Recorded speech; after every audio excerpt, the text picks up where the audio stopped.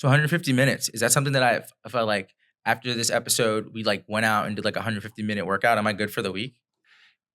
Technically, yes.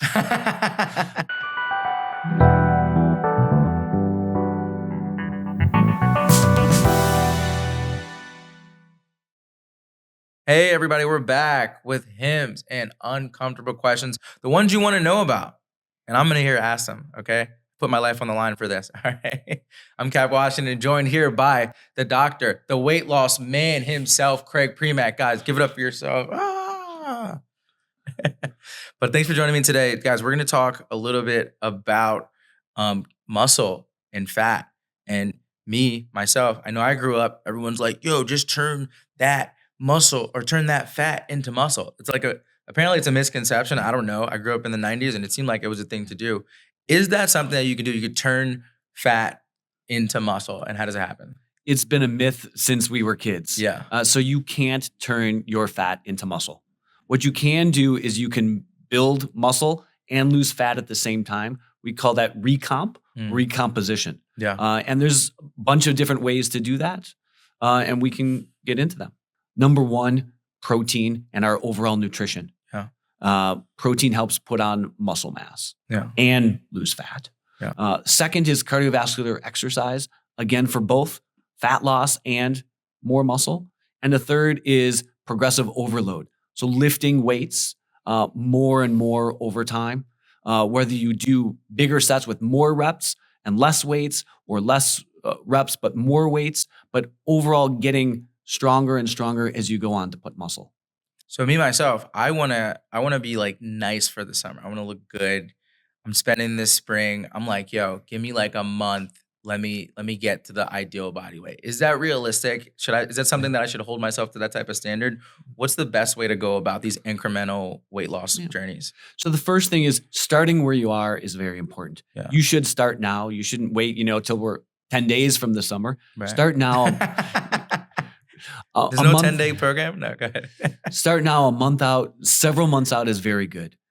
Set yourself a goal that's realistic that you can kind of do multiple days a week. Yeah. We want to do two things. We want to decrease our overall calories, but emphasize protein, emphasize exercise, and sleep at the same time.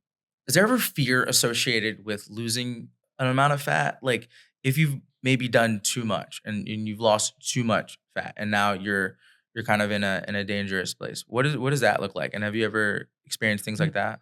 You have to, first of all, start out and see where you're coming from. Right. People losing different amount of weight can take them from someone who has a lot to lose or just a little to lose. And we want to figure out, are you in a healthy range? Using your body mass index is one way that we can tell if you're in a healthy range. Yeah. And then determine from that healthy range if it's right for you. Just because it's textbook normal doesn't mean that it is right for you. Yeah. If you have 100 or more pounds to lose, doesn't mean you have to lose all that. If you can lose 5 or 10% of your weight, you become a healthier person. And that may be where you are happiest. Mm-hmm. We don't have to all fit into a textbook, what is normal for us. It's where you start from and where you want to end up for you specifically. Is there a specific strength training that is probably the most effective, but the least like burdensome or the least logistical of a nightmare? The easiest thing to say is you don't need to go to the gym every single day. You don't need to lift massive amount of weights. Yeah. Starting out at twice a week, maybe going up to a third time a week is all you need.